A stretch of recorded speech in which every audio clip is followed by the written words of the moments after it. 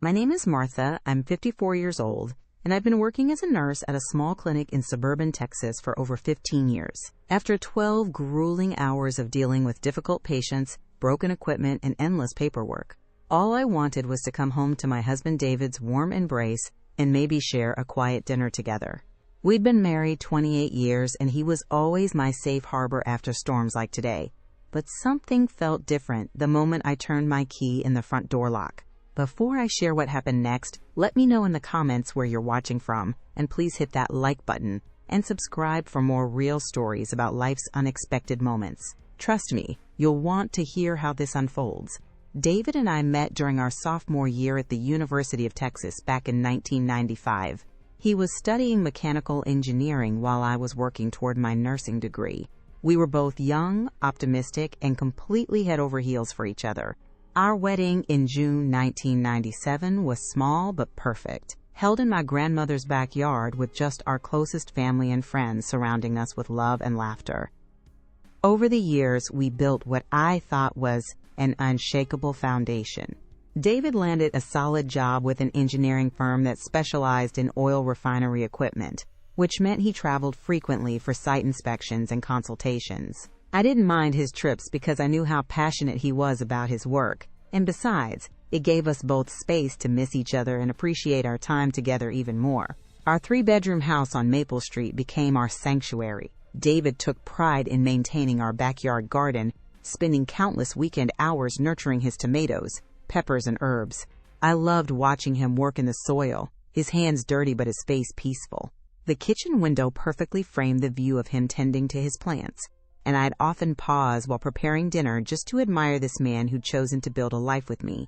Our daily routine had developed naturally over nearly 3 decades together. I'd leave for the clinic by 7 in the morning, and David would usually be gone for work by 8. On evenings when I worked late shifts, he'd have dinner waiting when I got home, sometimes just a simple pasta dish or grilled chicken, but always prepared with thoughtfulness. He knew I'd be exhausted and hungry, and those small gestures of care meant everything to me. Recently, though, I'd started noticing subtle changes in our rhythm.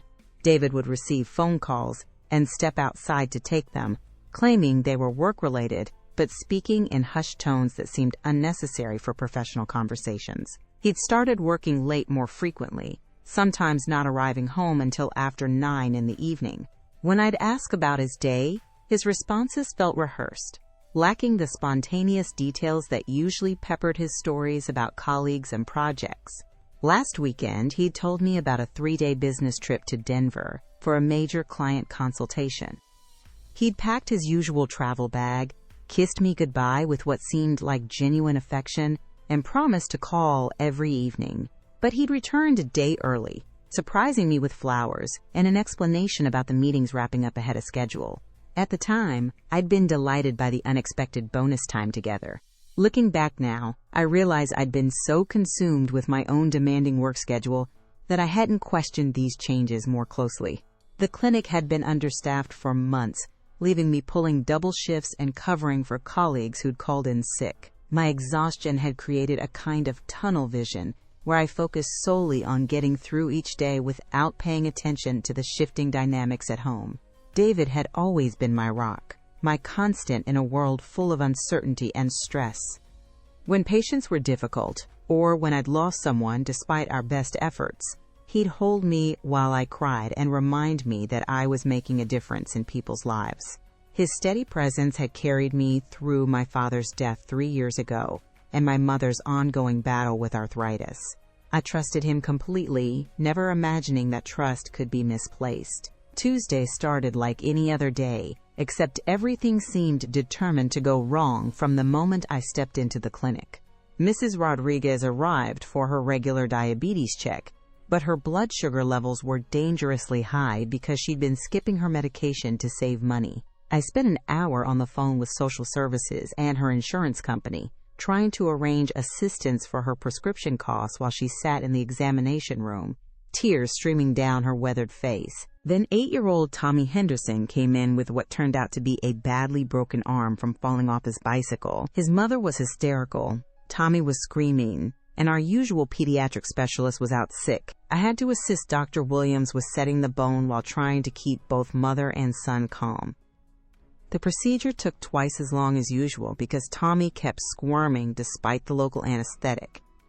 Our phone system decided to malfunction around noon, cutting off important calls and making it impossible to reach the lab for test results. The photocopier jammed repeatedly, spitting out mangled insurance forms that I had to refill by hand. Dr. Williams got called away for an emergency at the hospital, leaving me to manage the afternoon appointments largely on my own. During my brief lunch break, I tried calling David to hear his reassuring voice, but he didn't answer. This was unusual because he typically picked up immediately when I called, knowing that I rarely had time during work hours to chat unless something was bothering me. I left a voicemail asking him to call me back, but my phone remained silent throughout the afternoon. My colleague Linda noticed my growing anxiety during a rare quiet moment between patients. She'd worked alongside me for over 8 years and had developed an intuitive sense for when something was troubling me. "You look worried? Everything okay at home?" she asked while we restocked supplies in the medication room. I tried to brush off her concern, explaining that it had just been a particularly stressful day, but even as I spoke, I could hear the uncertainty in my own voice. David's silence felt wrong, like a discordant note in the familiar melody of our marriage. In 28 years together, he'd never failed to return my calls, especially when he knew I was having a difficult day. Around 5 in the evening, just as I was preparing to leave, my phone buzzed with a text message from David. "We'll explain everything tonight. Love you." The message should have been reassuring, but instead it filled me with a vague sense of dread. Explain what exactly? Why couldn't he just call me back like he always did?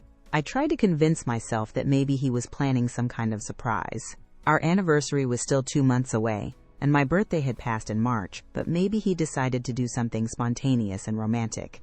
Maybe he'd been secretive because he was organizing a weekend getaway, or had bought tickets to see my favorite band. These optimistic explanations felt forced, but I clung to them as I finished my shift and prepared for the drive home. The last patient of the day was Mr. Peterson, an elderly gentleman with chronic heart problems who always brightened my mood with stories about his grandchildren. But even his cheerful chatter couldn't shake the growing knot of anxiety in my stomach. Something was different about David's behavior, and my nursing instincts, honed by years of reading subtle signs and symptoms, were telling me to pay attention to this change. The drive home took longer than usual due to an accident on the interstate that had traffic backed up for miles. As I sat in the slow-moving line of cars, my mind wandered through possible explanations for David's recent behavior. Maybe his company was going through layoffs, and he was worried about job security. Maybe one of his family members was sick, and he didn't want to burden me with bad news, while I was already stressed at work. By the time I turned onto our street, the sun was beginning to set, casting long shadows across the familiar neighborhood. That's when I noticed the red Honda Civic parked about 2 houses down from ours. It wasn't a car I recognized, and in our quiet suburban area, unfamiliar vehicles usually belong to visitors or delivery drivers. But something about its placement felt deliberate, like someone was trying to be discreet. As I pulled into our driveway, I observed that the lights in our house were already on, which was unusual. David typically didn't bother with lights until it was completely dark outside, preferring to take advantage of natural daylight for as long as possible. The warm glow emanating from our living room windows created a cozy scene, but it also felt somehow wrong for this time of evening. The curtains in our front picture window were drawn completely closed. This struck me as odd because David enjoyed watching the neighborhood activity in the evenings, often commenting on our neighbors' comings and goings or waving to people walking their dogs. He never closed those curtains unless we were watching a movie and wanted to reduce glare on the television screen. As I gathered my purse and work bag from the passenger seat, I could hear faint music drifting from inside the house. It sounded like soft jazz, which was completely out of character for David. His musical preferences ran toward classic rock and country, and he rarely listened to music when he was home alone. He was more likely to have a sports game or news program playing in the background. Walking toward our front door, I passed by the small patio area where David and I often enjoyed evening drinks during warmer weather. On the wrought iron table sat 2 wine glasses, both empty but showing the residue of red wine. My heart rate quickened because David rarely drank wine, and certainly never by himself. He was strictly a beer man, and even then, only on weekends or special occasions. I paused at the front door, key in hand, listening to the sounds coming from inside. Along with the jazz music, I could detect the soft murmur of conversation and occasional laughter.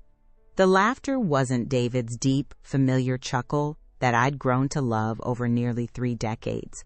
This was higher-pitched, distinctly feminine, and completely unfamiliar.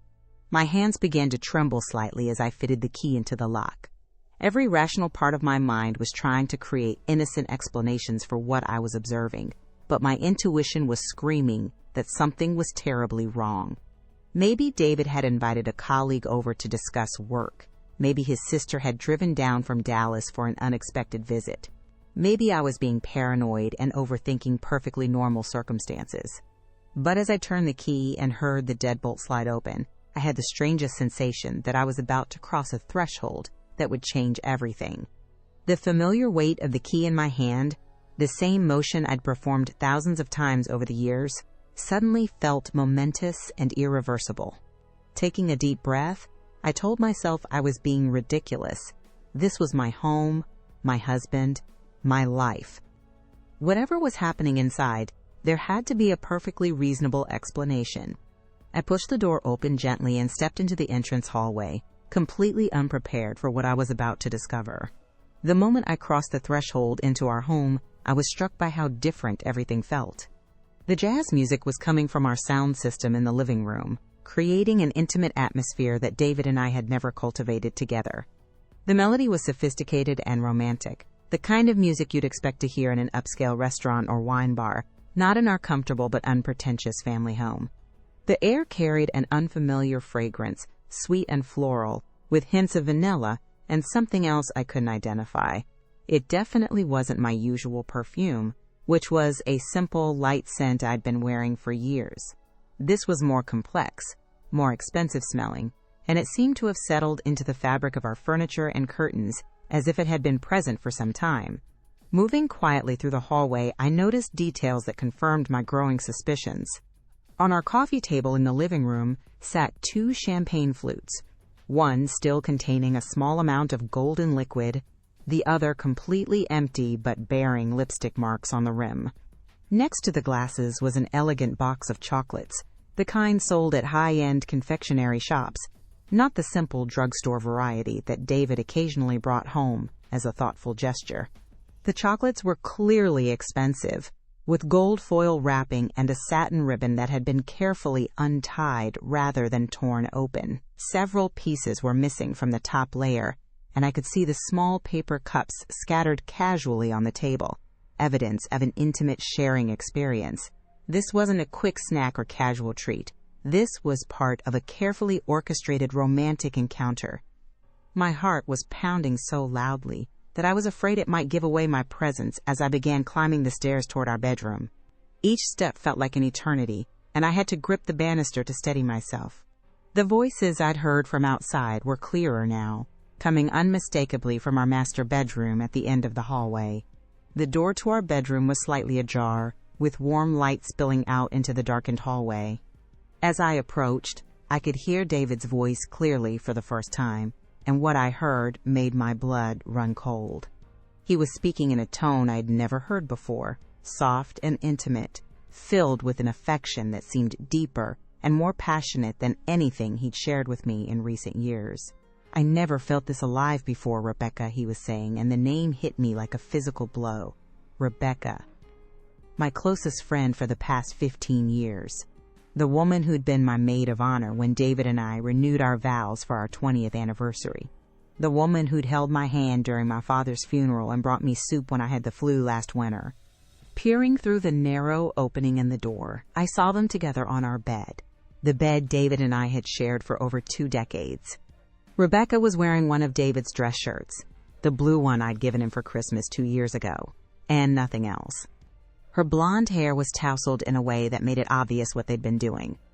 She was sitting cross-legged facing David, laughing at something he'd whispered in her ear while running her fingers through his graying hair.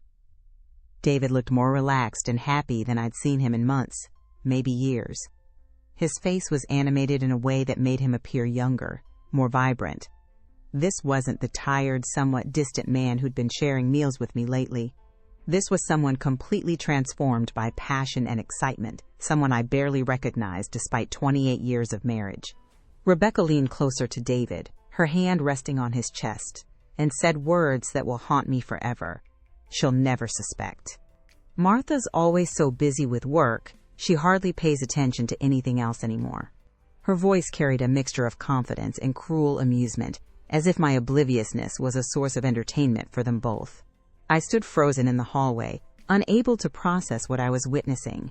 This wasn't just infidelity. This was a complete betrayal by the two people I trusted most in the world. The casual way Rebecca dismissed me, the obvious comfort they shared in my own bedroom, the expensive touches that suggested this wasn't their first encounter here, all of it combined to create a reality so devastating that my mind struggled to accept it. My phone chose that moment to vibrate in my purse, the sound seeming impossibly loud in the quiet house. David immediately tensed, his head snapping toward the door. "Is that her?" he whispered urgently, and I could see panic beginning to replace the contentment on his face. I managed to back away from the doorway and retreat down the hallway, my legs feeling unsteady beneath me. Every assumption I'd held about my life, my marriage, my friendships, had just been shattered in the space of a few devastating minutes. The two people who formed the foundation of my emotional world had been conducting a secret relationship behind my back, and I had been completely blind to it. I stumbled down the stairs and made it to our kitchen before my legs finally gave out. Sinking into one of the chairs at our breakfast table, the same table where David and I had shared thousands of morning coffees and evening conversations, I struggled to make sense of what I'd just witnessed.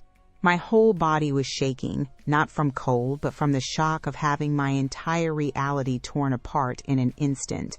The kitchen clock showed 8:15, its familiar ticking suddenly seeming unnaturally loud in the silence. I sat there trying to process the magnitude of what I'd discovered, but my mind kept cycling through the same devastating facts. My husband of 28 years was having an affair. My best friend of 15 years was his partner in betrayal. They'd been meeting in my own home, in my own bedroom, treating my absence as an opportunity for their secret relationship. As the initial shock began to wear off, memories started flooding back with new, painful clarity. Rebecca's recent habit of dropping by when she knew I was at work, always with some excuse about being in the neighborhood or needing to borrow something. The way she'd hug David a little longer than necessary when saying goodbye after dinner parties. Her sudden interest in asking about my work schedule, claiming she wanted to plan girls' outings when I was free. David's business trips began to make horrible sense now. How many of those client consultations had actually been romantic getaways with Rebecca? Her own explanations for weekend absences, usually involving visits to her elderly mother 3 hours away, suddenly seemed suspicious.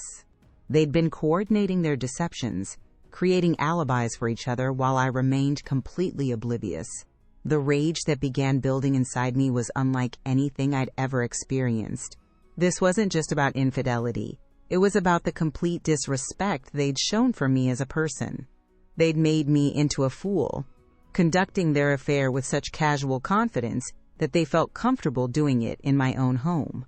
Rebecca's dismissive comment about my work obsession revealed how little regard she had for me as both a friend and a human being. But even through my anger, a part of my mind was already shifting into practical mode. I'd spent my entire adult life as a healthcare professional, trained to remain calm under pressure and make critical decisions during emergencies. This situation required the same kind of clear thinking, not an emotional outburst that would accomplish nothing except giving them the upper hand. I heard movement upstairs and knew I needed to get out of the house before they came downstairs. Grabbing my car keys, I slipped out through the kitchen door and drove to a 24-hour diner about 10 minutes away. In the parking lot, I called Harold Peterson, a lawyer who'd been a friend since our college days and had handled some minor legal matters for David and me over the years. Harold listened without interruption as I explained what I'd discovered, his professional demeanor helping to steady my racing thoughts.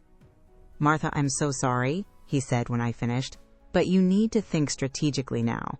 Document everything you can, but don't let emotions cloud your judgment. If you want to end this marriage, we need to do it right. His advice made perfect sense. Confronting them immediately might provide emotional satisfaction, but it wouldn't accomplish anything constructive. Instead, I needed to gather evidence, protect my financial interests, and plan my next steps carefully. I wasn't just a betrayed wife. I was a woman who'd worked hard for nearly 3 decades to build a life, and I wasn't going to let their selfish choices destroy everything I'd earned.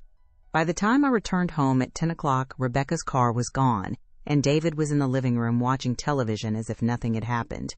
The champagne glasses had been cleared away, the chocolate box had disappeared, and the jazz music had been replaced by a baseball game. He looked up when I entered, his expression perfectly normal, showing no trace of guilt or nervousness. "How was work, honey?" "You look tired," he said, exactly the same greeting he'd given me hundreds of times before. The casual normalcy of his tone, considering what he'd been doing just hours earlier, was almost more infuriating than the affair itself. I managed to respond naturally, telling him about the difficult patients and equipment problems at the clinic. "Just a long day." "I'm going to take a shower," I said, amazed by my own ability to maintain such a normal facade when everything inside me was screaming. In the privacy of our bathroom, I stared at myself in the mirror and made a decision. I wasn't going to confront them immediately and give them a chance to coordinate their stories or hide evidence. Instead, I was going to be methodical, strategic, and ultimately devastating in my response. They'd made the mistake of underestimating me, assuming I was too busy and trusting to notice their betrayal. Now they were going to learn exactly how wrong they'd been. The next 3 weeks were the most difficult and enlightening period of my entire adult life. I continued going to work, maintaining my normal routine, and acting like the same trusting wife and friend I'd always been, while secretly gathering evidence of their betrayal with the methodical precision I'd learned in my medical training. Harold had recommended a private investigator named Patricia Kane, a former police detective who specialized in matrimonial cases. Patricia was professional, discreet, and devastatingly effective. Within a week, she'd provided me with photographs of David and Rebecca entering and leaving the downtown Marriott on 3 separate occasions during what I'd believed were David's business trips.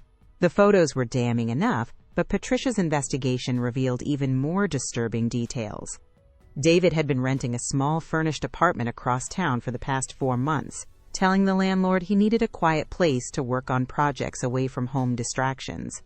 The rental agreement, which Patricia obtained through her contacts, was signed and paid for entirely by David, representing a significant monthly expense he'd never mentioned to me. Credit card statements that I'd never paid attention to before suddenly told a story of expensive dinners, hotel rooms, jewelry purchases, and romantic getaways that had nothing to do with business travel or our marriage. David had been financing an entire secret relationship, while I'd been obliviously managing our household budget and assuming we were saving money for retirement. The financial betrayal was almost as painful as the emotional one. David had been systematically withdrawing money from our joint savings account and our retirement fund to support his affair with Rebecca.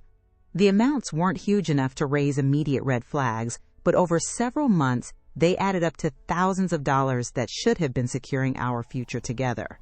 While Patricia gathered evidence, I began quietly protecting my own financial interests. I opened a separate checking account at a different bank and began transferring my paychecks there instead of into our joint account. I made copies of all our important financial documents, insurance policies, and tax returns, storing them in a safety deposit box that David knew nothing about. I also started paying closer attention to Rebecca's husband, Tom, whom I'd always liked but never known particularly well. He was a decent man, a high school teacher who clearly adored his wife and had no idea she was living a double life. I found myself studying his face during social gatherings, seeing the same trusting contentment I'd worn for months while being completely deceived. The hardest part was maintaining my facade around both David and Rebecca. David continued his normal routine of affectionate gestures and casual conversation, asking about my day and sharing edited versions of his own experiences. Rebecca kept calling with invitations to lunch or shopping trips, acting like the concerned friend she'd always been while secretly sleeping with my husband. During one particularly surreal coffee date, Rebecca actually gave me advice about marriage. "You and David seem so solid," she said, stirring her latte with apparent sincerity. "Tom and I sometimes struggle with communication, but you two have always had such a strong foundation." The brazenness of her deception was breathtaking. As the evidence mounted, I began formulating a plan that would accomplish several goals simultaneously. I wanted David to face consequences for his betrayal, but I also wanted Rebecca's husband to learn the truth about his wife. Most importantly, I wanted to reclaim my dignity and demonstrate that their assumption about my passivity had been a critical miscalculation. The plan I developed was inspired by something my grandmother used to say: "If someone's going to embarrass you, make sure they embarrass themselves twice as much in the process." I decided to host a dinner party, a celebration of David's and my upcoming 29th wedding anniversary, and invite everyone who mattered to both of us. The guest list would include our families, close friends, work colleagues, and most importantly, Tom.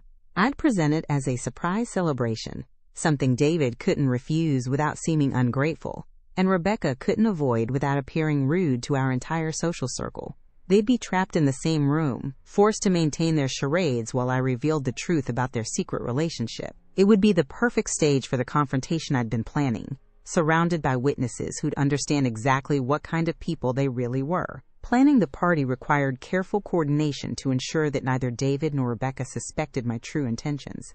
I told David the first wanted to celebrate our anniversary early because my work schedule would be too demanding in May, our actual anniversary month. He seemed pleased by the idea, probably relieved that I was focusing on our marriage instead of paying attention to his suspicious behavior. I invited 30 people, including both sets of parents, our siblings, close friends from college, my colleagues from the clinic, David's work friends, and several couples from our neighborhood. Most importantly, I made sure Tom was on the list, telling Rebecca I thought it would be nice to include him since he'd seemed lonely lately when she'd been traveling so much to visit her mother. The party was scheduled for a Saturday evening, which gave Patricia time to complete her final surveillance work. She provided me with a comprehensive report, including dozens of photographs, credit card records, phone records showing frequent calls between David and Rebecca, and even audio recordings of them entering and leaving the rented apartment together. I spent the week before the party preparing with obsessive attention to detail. I arranged for catering, bought new furniture to accommodate everyone comfortably, and even had professional photographs of David and me throughout our marriage enlarged and displayed around the house. To anyone watching, I appeared to be a devoted wife, celebrating nearly 3 decades of happy marriage. The morning of the party, I visited Harold's office to finalize the divorce papers. Everything was prepared and ready to file, with terms that would ensure I received my fair share of our assets while David faced the financial consequences of his betrayal. Harold had crafted the documents to highlight David's unauthorized withdrawal of funds from our joint accounts and retirement savings. "Are you sure you want to do this so publicly?" Harold asked as I reviewed the papers one final time. "It's going to be humiliating for everyone involved." I looked up from the documents and met his concerned gaze. "Harold, they humiliated me for months while conducting their affair in my own home. They made assumptions about my intelligence and my worth that were completely wrong. Now it's time for them to learn what public humiliation actually feels like." That evening, our house filled with the warm sounds of conversation and laughter as 30 people gathered to celebrate what they believed was a tribute to enduring love. David played his role perfectly, accepting congratulations and sharing edited stories about our years together. Rebecca arrived with Tom, who seemed genuinely happy to be included in the celebration. I watched them both throughout the evening, noting how they avoided direct eye contact and stayed on opposite sides of the room. They thought they were being discreet, but I could see the tension in their postures and the careful way they managed their interactions. They had no idea that their secret was about to become public knowledge in the most devastating way possible.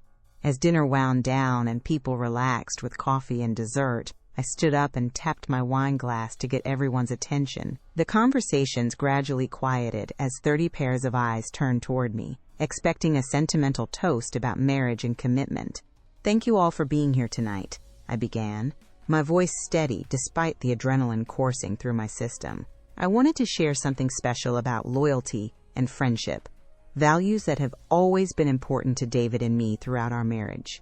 I walked over to the laptop I'd connected to our large television screen and opened the first photograph Patricia had taken.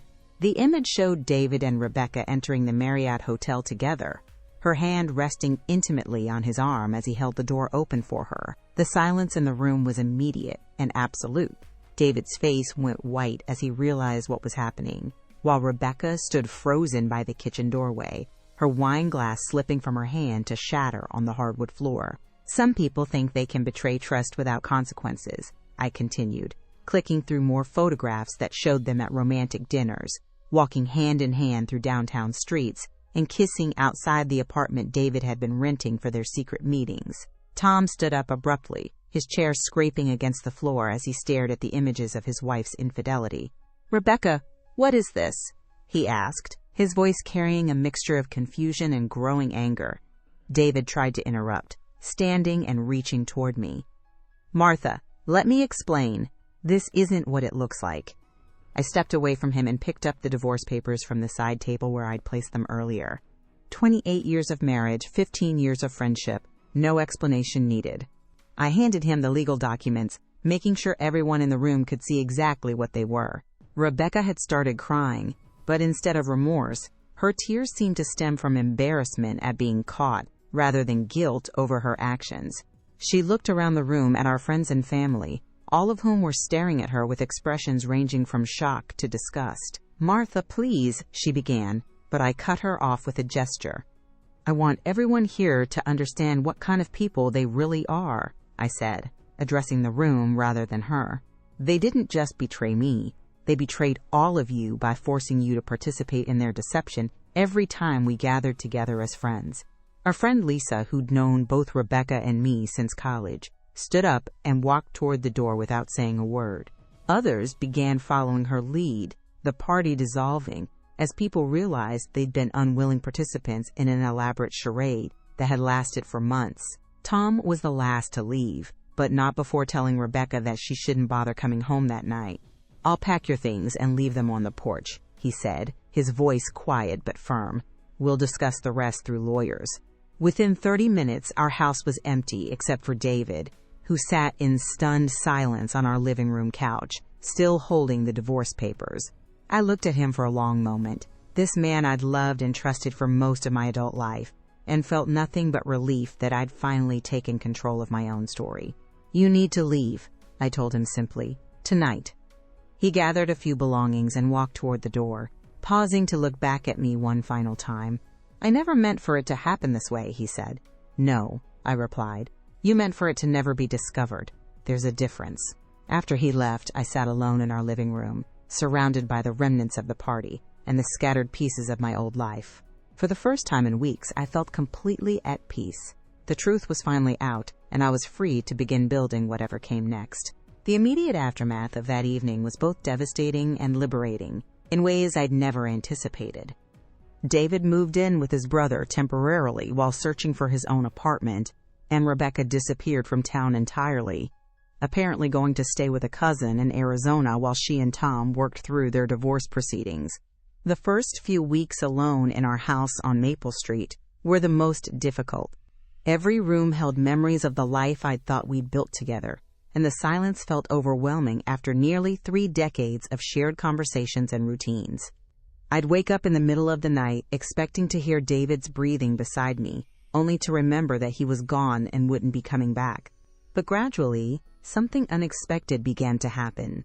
As the pain of betrayal started to fade, I realized how long it had been since I'd felt truly comfortable in my own space. For months before discovering the affair, I'd been walking on eggshells around David's moods and schedule changes, unconsciously adapting to accommodate his deception. Now, for the first time in years, I could make decisions based solely on my own preferences and needs. I started small, rearranging furniture in the living room to create a reading corner by the large window that overlooked David's abandoned garden.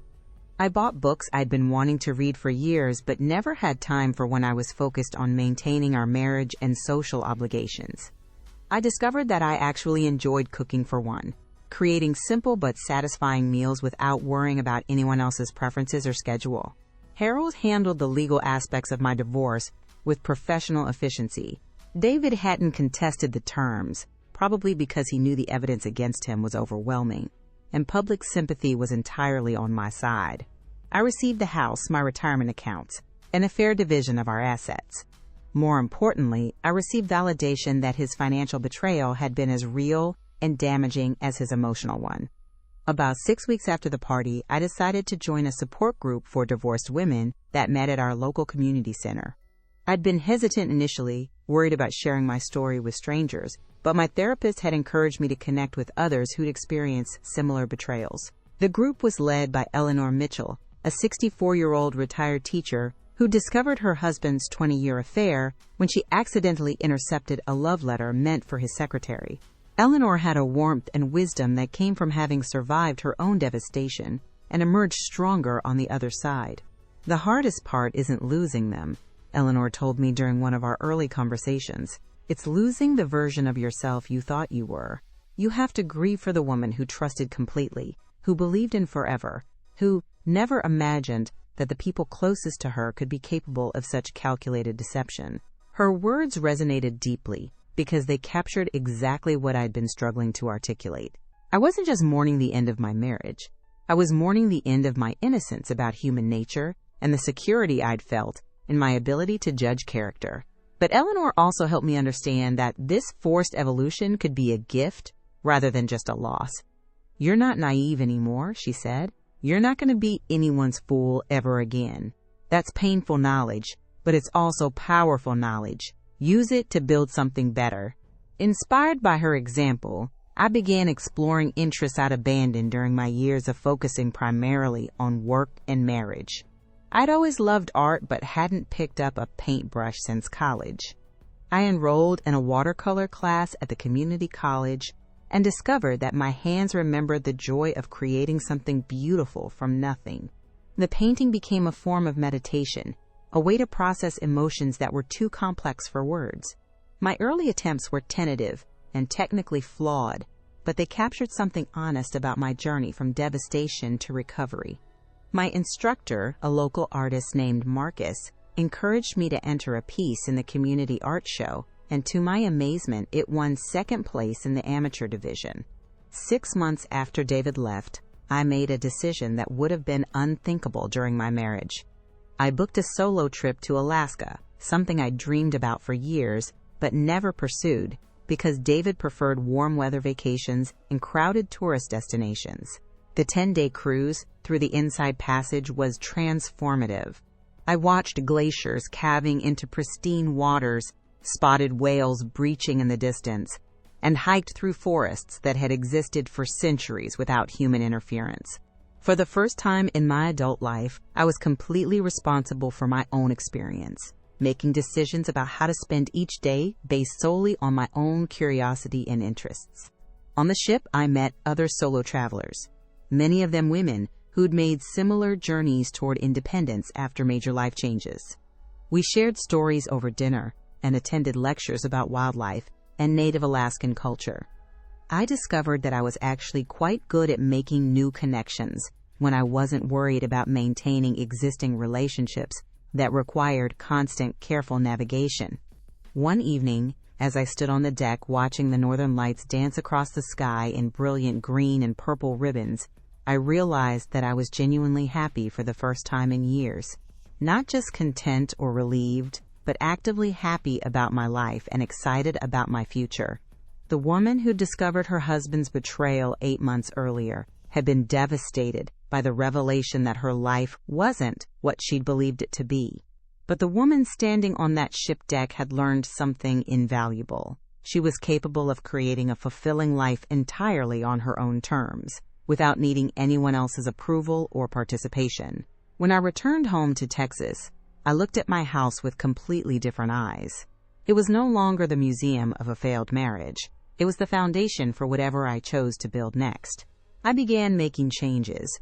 painting rooms in colors I loved, replacing furniture that held too many memories, and gradually transforming the space into something that reflected my own personality rather than our former life together. At work, my colleagues noticed the change in my demeanor. I was more confident in my interactions with difficult patients, more willing to advocate for necessary changes in clinic procedures, and more likely to speak up during staff meetings. Linda, my longtime colleague, commented that I seemed like I'd found my voice again. I also reconnected with friends I'd neglected during the final years of my marriage, when I'd been so focused on work and maintaining domestic harmony that I'd let other relationships slide.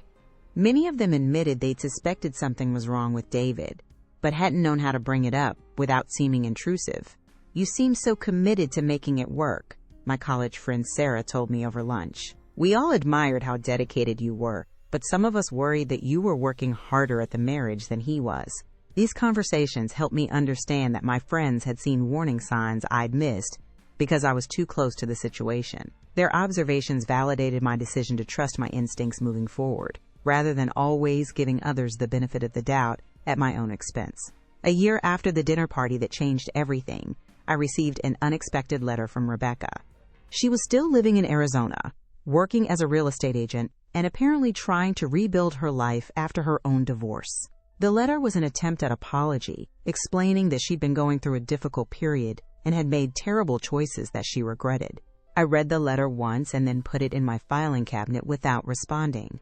I'd moved far beyond needing her apology or explanation. Her betrayal had ultimately given me a gift: the knowledge that I was strong enough to survive the worst kind of personal devastation and emerge as a more authentic version of myself. Now, at 56, I live alone in my house on Maple Street and love every minute of it. I've learned to appreciate my own company in ways I never expected. I wake up each morning knowing that the day ahead will unfold according to my own choices and priorities. I paint in the evenings, read books that interest me, travel when and where I want, and maintain friendships with people who respect my time and trust. The garden David abandoned has become my project. I've learned about plants and soil and seasonal cycles, discovering that I have a natural talent for nurturing growing things. My tomatoes are actually better than his ever were, and my herb garden provides fresh ingredients for the cooking experiments I've been enjoying. Sometimes people ask if I'm lonely or if I plan to date again. The honest answer is that I'm too busy enjoying my independence to feel lonely, and I'm in no hurry to share my carefully reconstructed life with someone who might not deserve the trust I'm still learning to guard more carefully. I came home from the clinic that evening expecting comfort and familiarity, but I found my truth instead. The door I opened that day led me to a life I never knew I wanted, one built on self-respect rather than blind trust, on personal growth rather than comfortable stagnation. Betrayal taught me that my worth isn't defined by others' actions, but by how I choose to respond to those actions. Sometimes the people closest to us are the ones who hurt us most, but that pain can become the foundation for a stronger, more authentic life if we're brave enough to rebuild from the ground up. I learned to trust my instincts and value my own company, to recognize real friends and dismiss those who don't deserve access to my inner world. Most importantly, I learned that starting over at 54 isn't a tragedy. It's an opportunity to create something better than what came before. The woman I am today is wiser, stronger, and more independent than the woman who walked through that door 2 years ago.